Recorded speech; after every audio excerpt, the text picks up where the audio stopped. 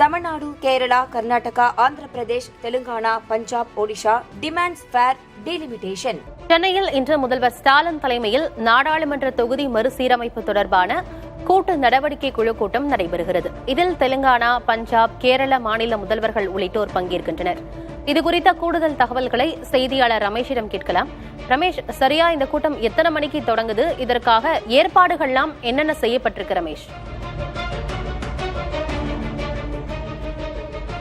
காலை 10:30 மணிக்கு இந்த கூட்டம் கூட இருக்கிறது. தொடக்க உரையாக தமிழக முதலமைச்சர் மு க ஸ்டாலின் அனைத்து தலைவர்களையும் வரவேற்று பேசுவார். அதற்கு பிறகு 2 மணி நேரம் உள்கூட்ட ஆலோசனை நடைபெற்ற முடிந்த பிறகு தலைவர்கள் கூட்டாக செய்தியாளர்களை சந்திக்க இருக்கிறார்கள். அதில் என்ன மாதிரியான முடிவுகள், குறிப்பாக மக்கள் தொகை அடிப்படையில் மேலும் 30 ஆண்டுகளுக்கு தொகுதி மறுவரையறை செய்யக்கூடாது என்ற ஒரு கருத்தை வலியுறுத்த இருப்பதாக தெரிகிறது. இதை குடியரசுத் தலைவருக்கும் மத்திய அரசுக்கும் கொண்டு செல்ல இருப்பதாக தெரிகிறது.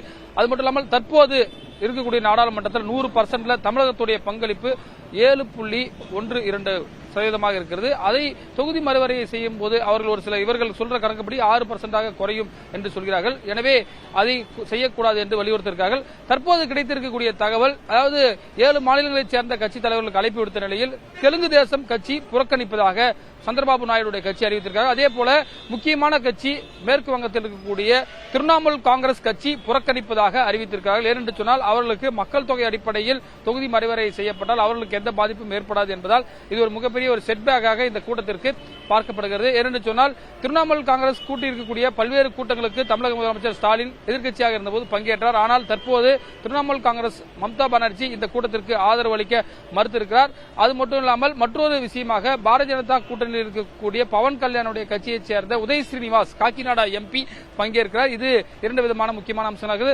நம்முடன் செய்தியாளர் ஸ்டாலின் இணைந்திருக்கிறார். ஸ்டாலின், வேற என்ன விஷயங்கள் எல்லாம் விவாதிக்கப்பட வாய்ப்பு இருக்கிறது? இவர் குறிப்பாக மத்திய உள்துறை அமைச்சர் சொல்றாரு, தென் மாநிலங்களுக்கு ஒரு சீட்டு கூட குறையாதுன்னு சொல்லியிருக்காரு. அப்படி இருந்தும் இந்த கூட்டத்தை கூட்டுவதற்கான அவசியம் என்ன?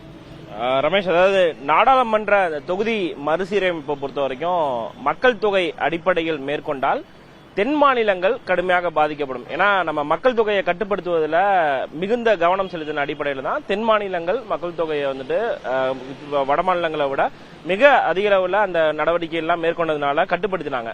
தற்போது இந்த அரசியலமைப்பு சட்டத்துடைய 81வது பிரிவின் அடிப்படையில் பார்த்தோம் அப்படின்னா மிக முக்கியமாக இந்த நாடாளுமன்ற தொகுதி மறுசீரமைப்பை பொறுத்த வரைக்கும் மக்கள் தொகை அடிப்படையில் தான் பண்ணணும் அப்படின்றது ஏற்கனவே ஒரு அரசியலமைப்பு சட்டத்துடைய விதியா இருக்கு.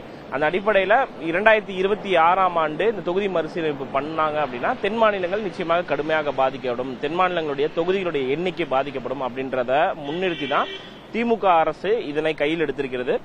39 நாடாளுமன்ற தொகுதிகளை கொண்டிருக்கக்கூடிய தமிழகத்தை பொறுத்த வரைக்கும் இந்த மக்கள் தொகை அடிப்படையில் மறுசீரமைப்பு மேற்கொண்டால் அது 31ஆக குறையும் அப்படின்றதுதான் மிக முக்கியமான ஒரு குற்றச்சாட்டு. இதே போன்றுதான் தென் மாநிலங்களில் கூடிய அரசியல் கட்சி தலைவர்கள் சொல்றாங்க. கேரளா ஆகட்டும், தெலுங்கானா, கர்நாடகா, ஆந்திரா உள்ளிட்ட அரசியல் கட்சி தலைவர் சொல்றாங்க.